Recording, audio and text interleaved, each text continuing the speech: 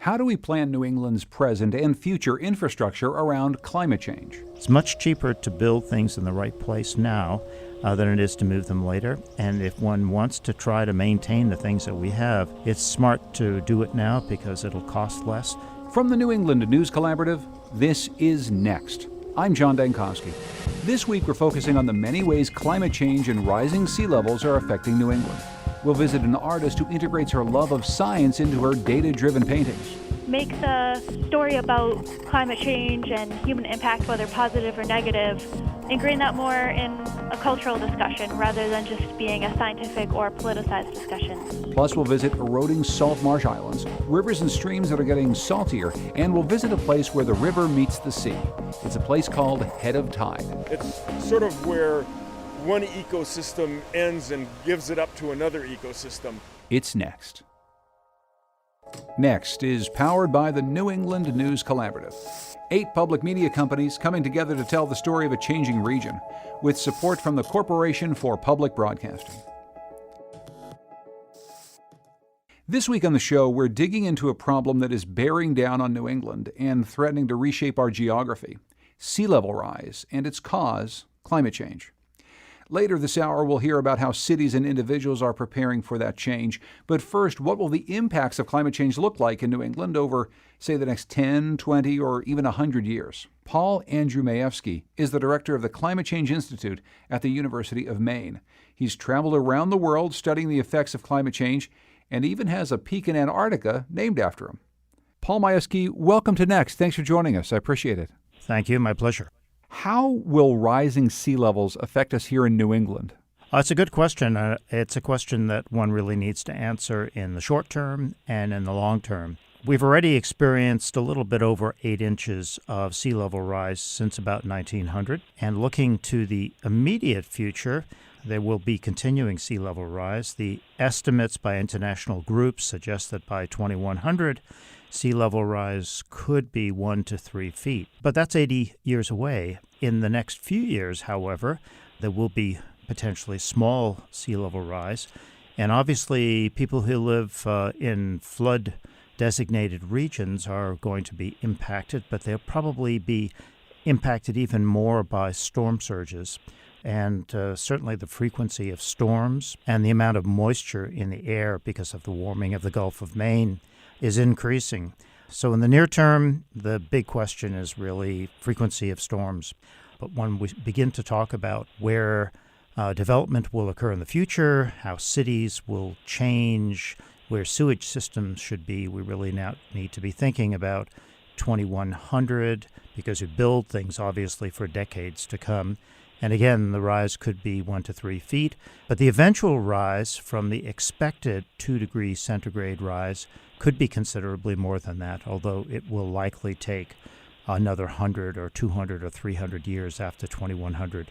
Some of the effects of climate change that happen at the coast are the ones that we focus on because it seems so obvious that those effects will be felt near term as well as long term. What about the other effects of climate change that we see elsewhere in the region? Is it mostly a coastal problem for us here?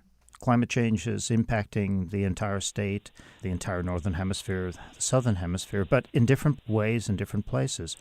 A place like New England, and in particular Maine, obviously in the long term, sea level rise becomes very important. In the short term, increased frequency of storms becomes important. Climate change is changing atmospheric sea level, atmospheric circulation patterns, and remember that the atmosphere transports moisture and heat and pollutants.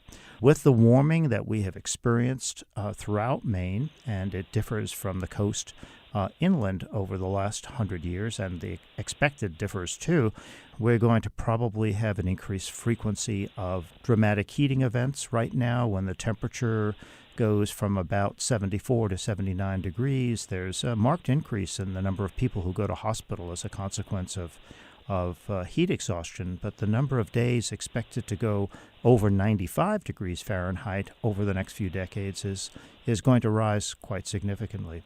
We've obviously seen an influx of Lyme tick disease. This is directly related to the fact that the Lyme ticks can survive longer periods. The winters are not as cold. This winter was relatively cold, but it's more of an anomaly. We should expect milder winters, potentially less snow. In general, Maine should experience warming, increased moisture levels, increased frequency of storms, slow rise of sea level, and changes in the distribution of animals and plants. It's interesting because one of the things you seem to be charting is a gradual warming that you can, at this point, predict with some certainty what we might see as far as sea levels over the course of the next 10, 20, 30 years. But you're also talking about a lot of dynamic and volatile systems that are much harder to predict. How much of an impact is that going to have, that volatility, not knowing whether or not we'll have a hot summer, a cold winter, not knowing the amount of moisture content that we're going to have one year to the next? It seems as though that's going to be as damaging as this overall warming of the planet that we've been charting for some time.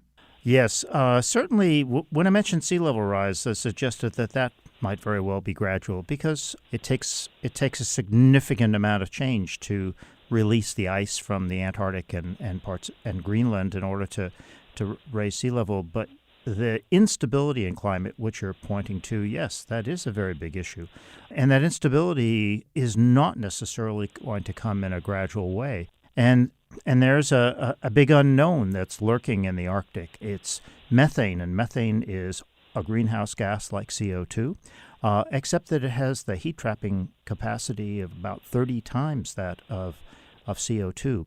And if that starts to release at higher levels than it is right now, that could be a very dramatic changing force in atmospheric circulation patterns, the length of summer in the Arctic, the length of, obviously, summer in places like Maine. So you're absolutely right. When I said gradual, I was referring really to sea level rise in the next few years or few decades. But instabilities in climate, they're predicting how they will operate from year to year is not necessarily an easy thing to do.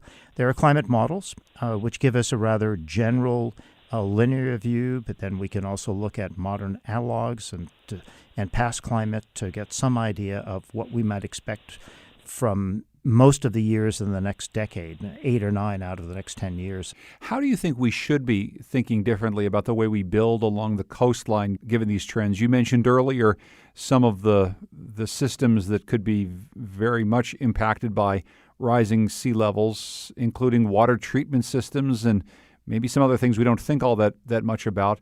Talk a bit, if you would, about how we might build differently to adapt and account for these changes. As you begin to expand wet areas, then you need to obviously consider roads, whether or not roads will be impacted. Sewage systems, far more complicated. Once you begin to penetrate sewage systems, obviously you have a significant problem. Once that water gets into the groundwater system, it can penetrate into freshwater wells. So towns, as they're beginning to plan their development, future development, and or beginning to think seriously about redoing or repairing their infrastructure, really should take these things into consideration. Bridges that are being built near coastal areas or even in general near rivers, one might want to think very carefully about how high water can actually be during storm surges and how high sea level might be in the next 100 to 200 years. We build ideally bridges that are going to last many, many decades, 100 or 200 years ideally. So where population centers begin to develop, where in fact we invest money in marine facilities, all of these things should take climate change, sea level rise, and storm surges very seriously. It's much cheaper to build things in the right place now than it is to move them later. And if one wants to try to maintain the things that we have, it's smart to do it now because it'll cost less. But at the same time, you want to be building for 2100 and 2200. As you travel around the world studying sea level rise and climate change and its effects, are there places that are doing this well, looking and planning to the future that maybe New England could learn from? I guess there are a lot of different extremes. There are certainly places like Holland where they've been dealing with this for many centuries, and they are starting to try and keep up with the expected sea level rise. This is by continuing to do all of the sea level infrastructure or sea level protection infrastructure that they have been so famous for. There are Pacific Islands which have already purchased land in other countries. They're very few feet above sea level, and they obviously could be washed over by storms, and eventually will, after 2100, be washed over completely, and they're going to move the country. Those are sort of the two extremes. You can stand in place and try to build, or you can leave, and in between, where many people are right now, the thing to do is to think seriously about whether or not you're in a floodplain, and how, in fact, your community might plan to make sure that the area can stay as stable as it is now without overdeveloping it. Paul Majewski is the director of the Climate Change Institute at the University of Maine. He joined us today from the studios of Maine Public Radio. Paul, thanks so much for joining us. I really appreciate it. Thank you. But it's not just scientists who are drawing attention to the effects of climate change in our region. Jill Pelto is a scientist, but she's also an artist from Maine who uses scary data to shape some beautiful art. Jill Pelto, welcome to Next. Thanks for joining us. Thank you for having me, John. Instead of me trying to describe what your climate change art looks like, why don't you describe some of it for me? Tell me about what Gulf of Maine temperature variability looks like. So this piece has one graphical trend line, and that trend line is the change in temperature in the Gulf of Maine from 2004 to present. So really just, over the last decade or so. And the trend shows a lot of variability, but the overall pattern is one of increasing temperature. And to illustrate how that temperature is going to be affecting the Gulf of Maine, I included 4 different species: clams, lobsters, shrimp, and cod. And these are all depicted swimming beneath that temperature line. And that temperature line looks like waves on the surface of the water column, and a fishing boat is kind of plowing into those waves, introducing that human element into the image. So it's kind of a scene of what the ocean looks like in Maine and what some of the key species are that we rely on. And of course, one of the key species that you depict, cod, is something that we know has been very much affected by climate change. And you show these fish kind of swimming slightly upward as the temperature goes, but they're also changing in color. Tell me about that. It looks as though they're becoming ghost fish to me. Yeah, that was the message I was going for, because the story of the cod is that they've been greatly overfished in the Gulf of Maine, and so they're likely being affected by climate, by temperature and acidification. But the real reason they've been doing so poorly in Maine is just because of way overfishing of that particular species. So that's why they disappear with time across the image. The temperature of the water actually right now in the Gulf of Maine has been good news for the lobster population. The lobster fishery in the Gulf has been bigger than it's been in some decades. I think everyone knows this isn't going to last forever, but right now it seems to be a good time for the lobster. How do you depict the lobster here? I think the takeaway message I want for my piece is that what species are going to be facing is not always going to be increasing temperatures or decreasing temperatures, but more of a story of more variability. And so I think for any species, the lobsters might be doing good right now, but what happens if there's a huge temperature swing? And so all of these species might have positive or negative reactions to changes in the ocean, but they might have trouble adjusting if these changes start becoming more dramatic, which is what we've been seeing over the last few decades. How did you begin to merge these two worlds of art and science and illustrate some of the work that you're doing in a way that people who appreciate art can understand? So for me, this is really a lifelong pursuit of always being an artist and also always enjoying the outdoors and being curious about nature. And so I decided when I came to the University of Maine as an undergraduate student to double major in studio art and in earth science. And in doing so, that's what inspired me to try and communicate what I was learning in the classroom or seeing in science features online via my artwork, because the artwork has such a powerful, visual, emotional component that you can't do in your, very important but more cut and dry science writing. So it just inspired me to bridge those two fields and make the story about climate change and human impact, whether positive or negative, ingrain that more in a cultural discussion rather than just being a scientific or politicized discussion. It probably helps in the field that you study that the changes are so dynamic that the graphs and charts that you use as the basis of your art are depicting something that is a very dynamic, very powerful, and somewhat scary story. Yeah, that's true. I think that it's, for me, easy to connect the two and to make that something that's emotional that, I hope will kind of jolt people or inspire them. However, something I do want to create going into the future are more pieces that also show, the many positive impacts we can and do have on the environment as well. I focused a little bit more on the negative effects of humans so far. Jill Pelto is an artist and a student at the University of Maine, where she's getting her Master's of Science studying the Antarctic ice sheet. Jill, thanks so much for joining us. I really appreciate it. Thank you so much. That was wonderful. You can find images of Jill's art on nextnewengland.org. Coming up, how low-income communities are being disproportionately affected by climate change. It's next.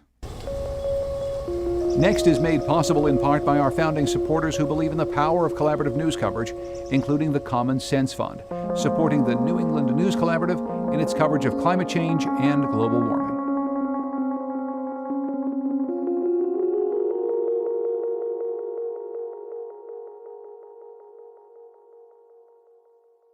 This week on the show, we're talking about the impact of climate change and rising seas on New England. Low-income communities and communities of color are disproportionately affected by the consequences of climate change. Think about New Orleans and Hurricane Katrina. These areas often suffer from poor air quality, increasing temperatures, and extreme weather. In many of those same communities, residents already live among health hazards like fuel storage units and the toxic remains that come with them. In the city of Chelsea, Massachusetts, residents bear these burdens while much of New England benefits. Here's WBUR's Shannon Dooling.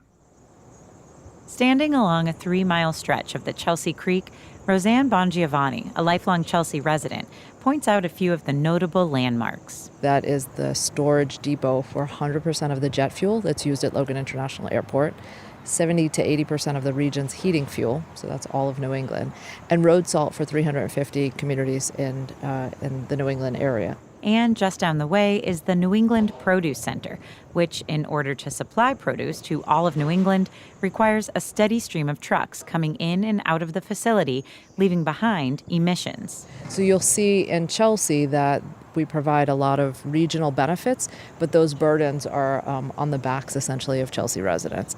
Bongiovanni heads up an environmental justice group called Green Roots. The organization engages community members in a city where almost 21% of the residents live below the poverty line and 60% identify as Hispanic or Latino. Hi, my name is Stephanie Alvarado.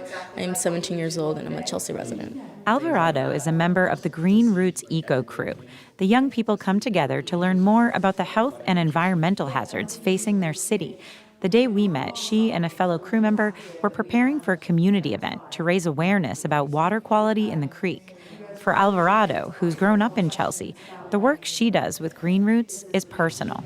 So I have a lot of friends and family who do have asthma. It just sucks watching them walking for a long time and then having to pause and pull out their pump and just, take that medication. It's heartbreaking to see them having to go through that because of all the things that we are living in. Chelsea residents are living with things like air pollutants. Remember that massive pile of road salt that's stored along the creek? It eventually ends up spread across much of New England throughout the winter months, but that stagnant pile may release dust particles in the drier months, kicking up clouds of tiny pollutants that can aggravate chronic conditions like asthma. There's also the emissions from the convoy of trucks moving that salt during the winter months. Daniel Faber is director of the Northeastern University Environmental Justice Research Collaborative. He's crunched some numbers, and according to his findings, Chelsea is one of the most environmentally overburdened places in the state. communities that lack the political, economic power to defend themselves, where residents work longer hours and they have less resources and are less educated. Those are the communities that are often targeted for the siting of some of the most dangerous or ecologically hazardous facilities. In 1972, Congress passed the Coastal Zone Management Act, setting up national policies to guide coastal development. 6 years later, Massachusetts created Designated Port Areas, or DPAs. These are places set aside to ensure industries dependent on waterways have a place to do business. Not every community, for example, is going to welcome the storage of jet fuel along a waterway. Establishment of DPAs concentrates these industries and guarantees access to businesses. Many coastal New England states have policies around water uses, but nothing quite the same as the DPA classification. Perhaps it's not surprising, then, that so many of these environmental hazards ended up being stored along the Chelsea Creek, one of Massachusetts' 10 designated port areas. We'll contain the information of Back at the Green Roots office, Alvarado and the Eco Crew are talking about materials they'll need for an upcoming event. Alvarado says learning more about the hazardous facilities in her community has been emotional. You know, we have this creek, but we don't have access to it. It hurt me. It just kind of confirmed that Chelsea is being taken advantage of. And growing up in Chelsea, you know, like, you could see that, but I never really knew, like, how true it was to that extent. Alvarado says after she graduates from high school, she wants to stay in Chelsea, working to make the city a healthier place to live. For the New England News Collaborative, I'm Shannon Dooling. So here's a question. How to make cities like Chelsea more resilient to the effects of climate change? Well, right next door, Boston has been planning for this for a while, and our next guest was at the center of the resilience efforts. Dr. Atiya Martin was Chief Resilience Officer for the City of Boston. She is currently CEO and founder of All Aces, Inc. Dr. Atiya Martin, welcome to Next. Thanks so much for joining us. Oh, it's my pleasure. Thank you for having me. How is the City of Boston adapting to rising sea levels?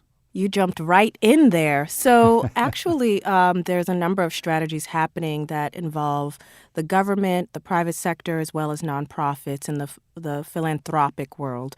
And so there's a number of initiatives that are more research-based that are trying to understand at a more nuanced level how sea level rise is going to impact Boston. The other types of approaches are more practical and more on the traditional ways people think about resilience, and that's buildings and infrastructure and thinking about how do we develop infrastructure that can withstand the impacts of sea level rise.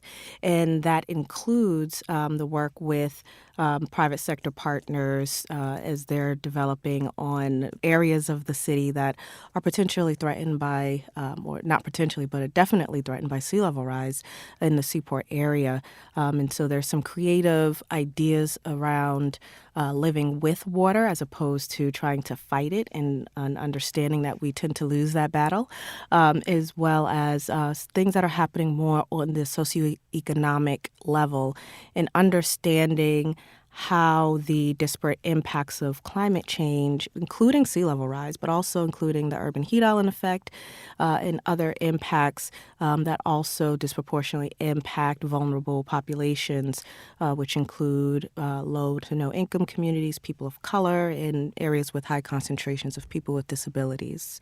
Can you give us some specifics about that threat to people of lower socioeconomic means, some of the more people who are already facing struggles in and around the city of Boston, what rising sea levels might mean to them specifically? Absolutely. So rising sea level is an interesting issue that we tend to only focus on the direct impacts, meaning the areas that are visibly going to be impacted, downtown Boston, Seaport area, East Boston.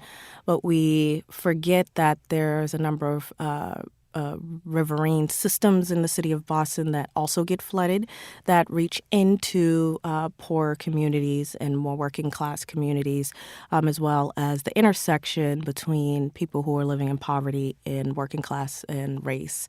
And so there's that piece of it, but then there's also, sometimes we forget that climate change is actually more than sea level rise. And I kind of hinted at it before that the urban heat island effect, as well as the fact that we get flooded from rainfall, as well as the impacts of sea level rise in causing other types of flooding. What that really means is that what we see is the outcome of those impacts on communities who are most vulnerable looks very much like the struggles they face in day-to-day life. What we've learned from emergencies, including those from climate change, is that the people who struggle the most in day-to-day life are the people who struggle the most when we face emergencies and disasters, whether from climate change or other types of emergencies. And so this idea of how do we make sure that as we're making these investments in addressing sea level rise, that we are embedding within the way we understand risk. And usually when we talk about risk, we're talking about the loss, the potential loss that we could suffer based on the combination of threats and hazards, in this case climate change, as well as the types of vulnerabilities we face. So the infrastructure vulnerabilities, the environmental vulnerabilities, economic.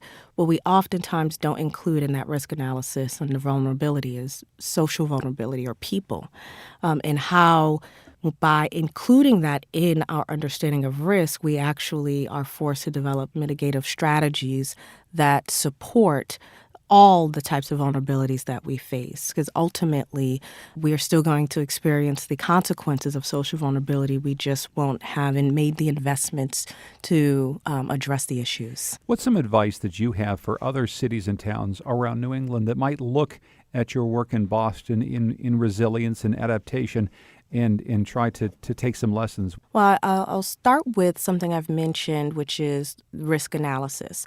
So when we're looking at the potential loss we could face, especially from climate change and sea level rise, that we are including that social vulnerability in there, not just because it makes sure that we develop strategies, but it also ensures that the investments happen and that we're monitoring the long-term impacts of those investments.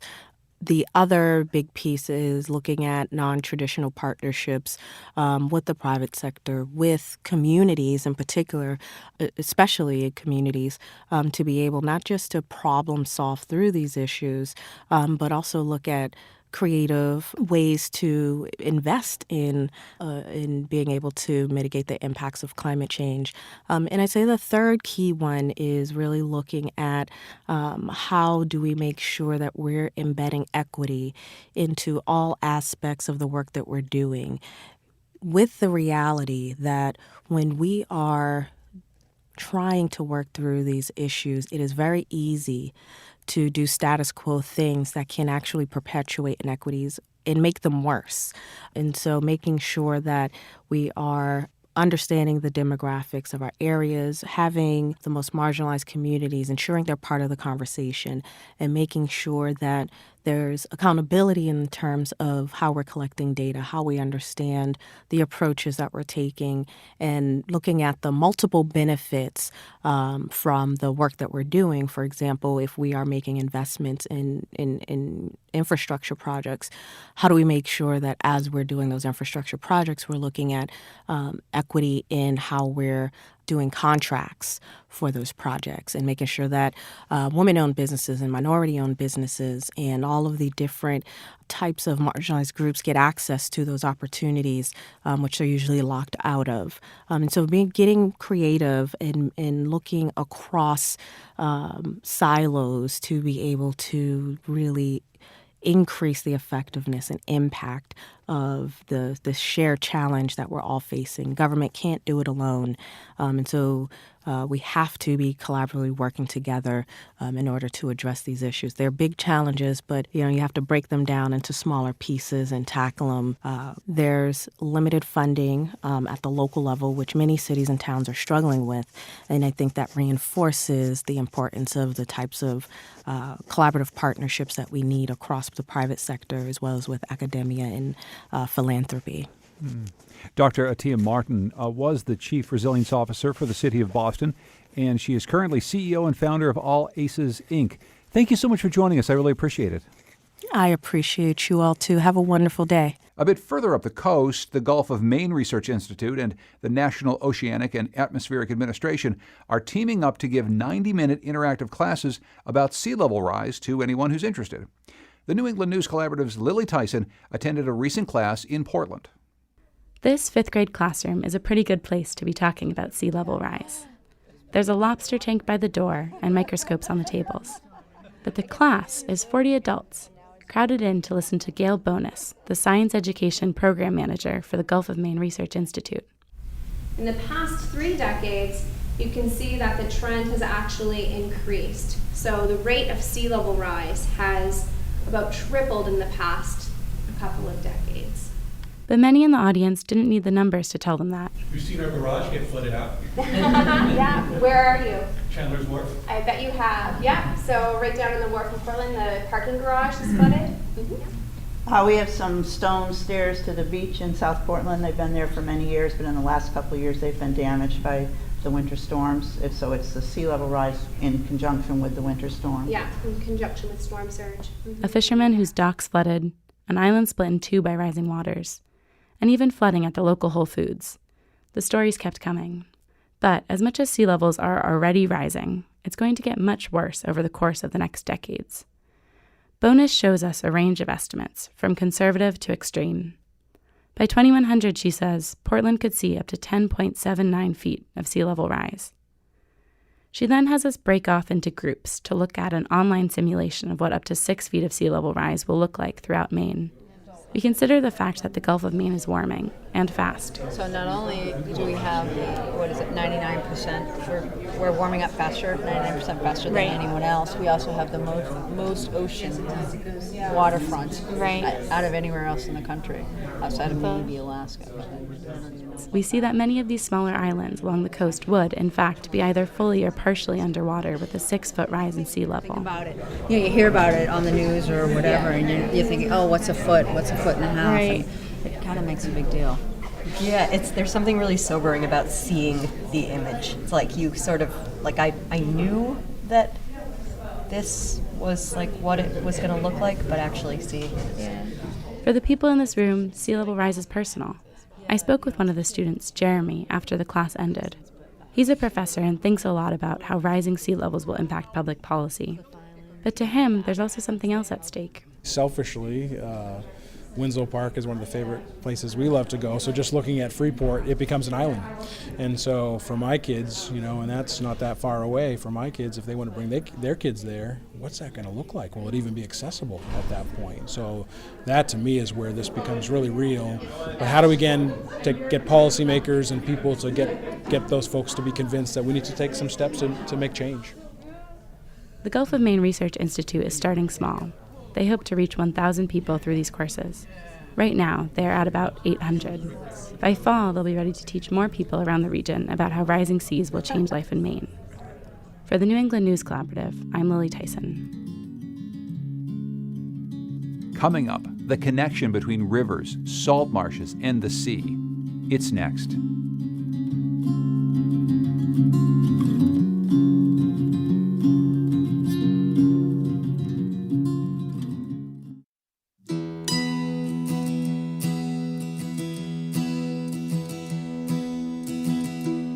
Next is made possible in part by our founding supporters who believe in the power of collaborative news coverage, including the John Merck Fund, supporting the New England News Collaborative in its coverage of climate and clean energy.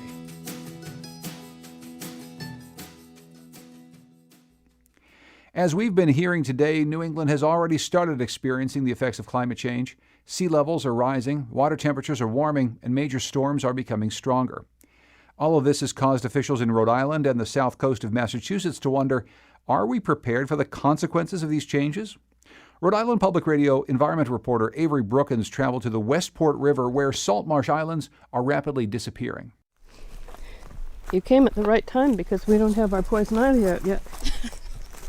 It's early spring and Eileen Sheehan is leading me through the woods near her house. We make our way to the Westport River, ducking under bare branches and crunching through leafless twigs in the dirt. We reach the river's edge, and you can see salt marsh islands in the distance, or as Sheehan says, what used to be islands. They're patches of brown marsh surrounded by sand and mud. But Sheehan, who grew up not too far from the house she lives in now, remembers the salt marshes being a lot fuller. She describes the current condition of the islands as disastrous. It's going so fast that we're going to talk about marsh as a historical abstraction very soon. Salt marshes are wetlands that help protect the coastline from strong waves during storms. They absorb carbon from the atmosphere and serve as nurseries for fish and critical habitat for birds, such as ospreys. Here in the Westport River, you can see ospreys nesting on the marshes on top of man-made perches. But residents started noticing these marsh islands, especially in the west branch of the river, disappearing, and quickly. There were a lot of openings and bare spots and places where it was falling in. That's Jack Reynolds. He lives in Westport, about 2 miles from the West Branch, and used to fish in the river for striped bass for a living. About 10 years ago, after he retired, Reynolds was out on the river in his boat when he made this observation. He says the deterioration of the islands made him very concerned. The river is in its entirety is an organism. And if you take any part of an organism, one of the important parts, take it away, then the whole organism suffers. Reynolds brought the issue to a nonprofit based in New Bedford called the Buzzards Bay Coalition, which works to protect and improve the health of the bay. They ended up doing a study that was released last year. Researchers looked at nearly 80 years' worth of aerial images of 6 of the salt marsh islands in the West Branch. They also collected core samples to examine the marsh grass roots. The coalition science director, Rachel Jakuba, says the results of the study showed that the anecdotes about the islands were scientific facts. Over the last 80 years, they've lost an average about almost half of their area over that time period. And the loss of marsh has really accelerated in the last 15 years. The study points to 2 main reasons for the island's degradation: sea level rise and nitrogen pollution. As sea levels rise, more water inundates the marsh for longer periods of time. It's literally drowning the marsh. And too much nitrogen pollution from septic systems, farms, and polluted stormwater acts as a fertilizer, causing the marsh grass to grow a lot. But then the roots weaken and the marsh banks crumble into the water. There may be other factors behind the disappearance of the marshes, too. Roberta Carvalho, the science director at the Westport River Watershed Alliance, says she understands the urgency felt by residents who want to save the islands, but she says research doesn't happen overnight. Science doesn't always work that way, and you got to take the time, sadly, to justify associated costs and, the economies of what's going on. The Alliance will be conducting their own study to look at erosion from major storms, an overabundance of purple marsh crabs, and dredging. But residents like Eileen Sheehan are tired of waiting for scientists to agree on what's causing the problem. They want solutions. Back at her house, Sheehan sits on a sofa in her living room where she can see out her window what's left of a salt marsh island. If it were really urgent, we would do something about nitrogen immediately, and we'd look for any other causes. But we're not doing that. We're making another study in another year and maybe this and maybe that until we're absolutely convinced that we have exactly the right thing, and by that time, there won't be marshes left. There are some steps underway to solve the problem. The Buzzards Bay Coalition is working to replace older septic systems. They're one cause of nitrogen pollution. Researchers in the South Coast are also trying to figure out the best way to artificially raise the salt marshes, but the work is in the infant stages. Scientists don't know yet how much sediment is enough, and they're looking to Rhode Island as an example. Salt marsh restoration projects in the Ocean State are already underway.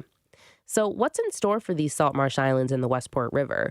If the degradation continues at the current rate, some scientists say the islands could be completely gone in the next 30 years or so. And that overwhelms town resident Eileen Sheehan with an incredible sense of loss. We've had literally generations of kids going out there and picking up crabs and exploring, and not going to be possible for the next generation. For the New England News Collaborative, I'm Avery Brookins in Providence.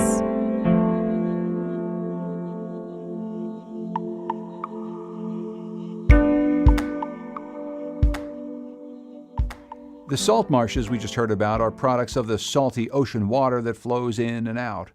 But a new study shows that bodies of fresh water around the U.S. are becoming increasingly saline and increasingly alkaline.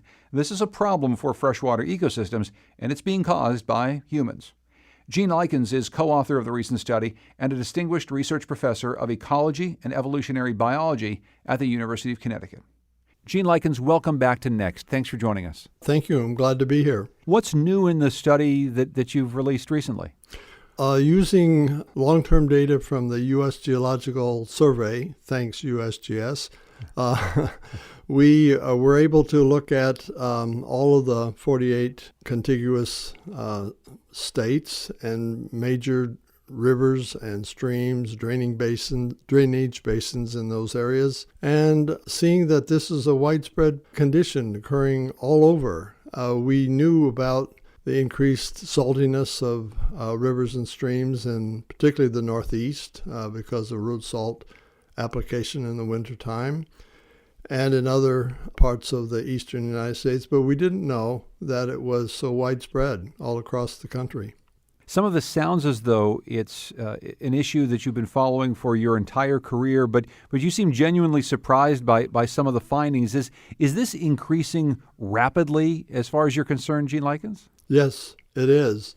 And I think, as I said, the scope, the magnitude of the changes all across the country surprised me. You're correct. I have been interested in surface waters and their chemistry and their biology for a very long time. And the group that I work with on these studies, we have published before about the increased saltiness of rivers in particularly the northeastern United States. But then when we looked more widely, I was genuinely surprised to see that it was occurring in such a widespread manner. So give us an example of how this impacts an ecosystem. When you have a saltier than normal body of water, what does it mean to the animal and plant species that live there? Well, if the salt concentration gets high enough, it can actually be toxic to the organisms that live in that stream or that lake. And some of these rivers that we looked at are large rivers, and they provide water supplies for major urban areas. For example, Washington, D.C., the water supply there has shown an increase in saltiness. So that, unfortunately, from our point of view at least, salt, and we're talking about table salt, sodium chloride, is not regulated as a primary pollutant in the United States, so that the saltiness has to get very high before it's reported as of something of concern, but not regulated. So if the saltiness gets high enough in the water for a person that might be salt sensitive, hypertensive, or whatever, then drinking an additional amount of salt in the water that they drink is a hazard. So it affects both the organisms that live in the water bodies, and it also affects those of us that use that water in the way I just described.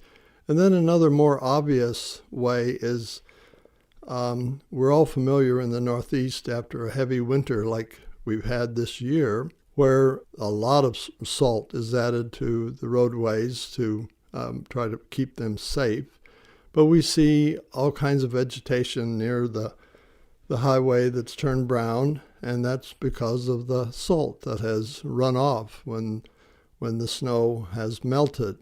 So that's a local effect. And then people that have individual wells in those areas are often finding them being polluted by the salt runoff. Of course, another thing that we're used to here in the Northeast is that with all of this salt, you don't just see plants dying by the side of the road, you also see our infrastructure, the bridges, the roadways, everything is just dissolving, Gene, in front of our eyes. Talk about that impact. Yes, our automobiles and trucks and vehicles that we run on the highways, leading to costs of billions of dollars, it has been estimated. But yes, the bridges and the structures corrode and have to be replaced or constantly maintained.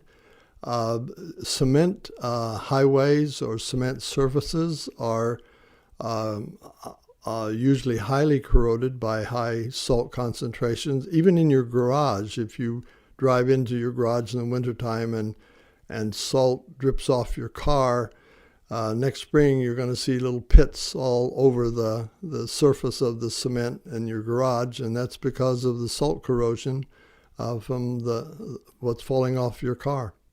Given what we just said about the use of road salts here in New England, is this the part of the country that is most impacted as you look at the lower 48 states? Is this the place where we're finding the saltiest rivers and streams? No, not necessarily, but it is a major area because of the amount of salt that's used. But the upper Midwest, for example, uses huge amounts of salts in the wintertime. We add the salt because it's cheap, it's inexpensive to purchase, and it melts ice and snow in the wintertime so that our roadways are safer and we can drive at higher speeds. So the reason for it is very clear, but we would suggest that there are things that we should be doing instead of adding more and more salt to roadways. We should be doing it better, more intelligently. You talk about perhaps your inability to communicate some of these ideas to people who want to be able to drive fast on winter roads. One of your claims to fame is that you were able to help communicate the idea of acid rain being a primary problem for the United States and other nations to tackle. Do you think that this is one of those issues that we need to have a different sort of communication strategy around, the real importance of the salinity of our waterways? Oh, I do. And I guess it's one of the reasons I'm talking to you. We have a lot of really smart people, and smart people can figure out clever solutions. We can do much better. We know what the problem is and are inclined to try to resolve it. Gene Likens is a distinguished research professor of ecology and evolutionary biology at the University of Connecticut, president of the Carey Institute of Ecosystem Studies, and founder of the Hubbard Brook Ecosystem Study. Thank you so much for joining us once again, Gene. I appreciate it. Thank you for your interest in this research, and it's always a pleasure to talk with you, John. We're going to finish our show in a place that's between the saltwater marshes we heard about and these freshwater rivers. It's a place called Head of Tide. And as Connecticut Public Radio's Patrick Scahill found, there's a fascinating biology found in places like this that are on the edges, intermingled habitats where biodiversity can flourish. I'm straddling a lumpy bridge arching over an old stone dam. Long Island Sound is only a few miles away, and Interstate 95 is even closer. But here, wrapped in trees and the sounds of flowing water, it all feels so far away. Today we're at the Head of Tide on the Mononkatuisk River in Westbrook and Clinton. With me is Steve Gephardt. He's a supervising fisheries biologist with the State Department of Energy and Environmental Protection. It's sort of where one ecosystem ends and gives it up to another ecosystem. At high tide, he says the area is brackish, a mixture of fresh and salt water, which is important for migratory fish like eels, alewives, or blueback herring. This is the area where their bodies adapt to the changing salinity. These heads of tides are critical for making that transition for these animals that migrate back and forth. Protected plants mingle with invasive Phragmites. Around the dam is an eel pass and fishway managed by DEEP. The agency is also tearing down some old structures to make the area safe before it's open to hikers and hunters. As our interview ends, Gephardt pauses and looks up. So there goes an osprey right now, probably checking out the fish run just like we are. It's a beautiful sight. Heavy wing beats lock into the osprey's signature M-shaped silhouette. And both of us watch as the raptor silently soars over one of Connecticut's least developed heads of tide. For the New England News Collaborative, I'm Patrick Scahill on the Mononkatuisk River.